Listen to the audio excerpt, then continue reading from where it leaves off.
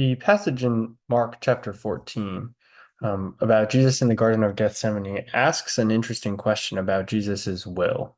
So we know that Jesus is 100% man and 100% God, fully human, fully God. There are lots of heresies that try to argue he is more God than man, he's more man than God. But the Christian tradition has always said that Jesus is fully God, fully man. In the Garden of Gethsemane, we get Jesus asking for the cup to pass from him. We have to ask the question, if Jesus wants the cup to be passed from him, is that Jesus's God side asking? Is this Jesus's man side asking? Particularly, if Jesus is one person, he can't have a divided mind, right? And if he only has one mind, wouldn't his mind be singularly focused on sacrificing for the sins of the world? Isn't that God isn't himself like, here and there kind of changing his mind arbitrarily. One of the main characteristics of God is that he's impassible, that he has no emotions, that he's immutable, that he's not changing. So how do we explain this from Jesus?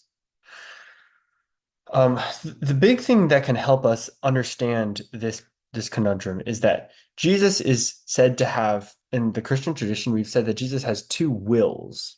Now that sounds a little bit strange. But because Jesus is fully man and fully God, he has to have a fully human will. He can't have a human will that's been consumed by the divine will because then he doesn't have a human will. And if he doesn't have a human will, he's not 100% human. You can't be a human and have no human will. I mean, what it is to be a human is to have human will. So traditionally, we've always said that Jesus does have a human will, a fully human will, but also as God, he has a divine will. And that's why in the Garden of Gethsemane, Jesus has this sort of crisis point at which he's asking, God, I don't want to do this. Take this cup from me. He's not saying this because he's being schizophrenic as God. It's because in his human will, he doesn't want to do this because it's so painful. And only in his divine will does he know that he ought to.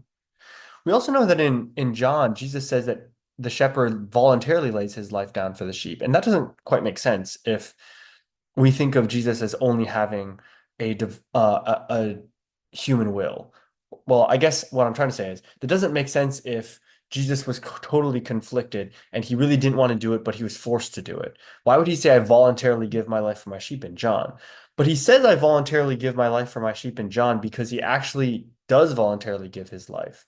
His human will knows it's going to be painful and he's terrified of that pain as any normal human would.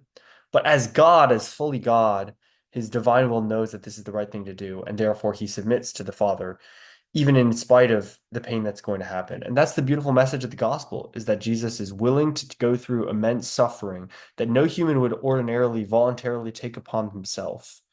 But Jesus did for you and for me.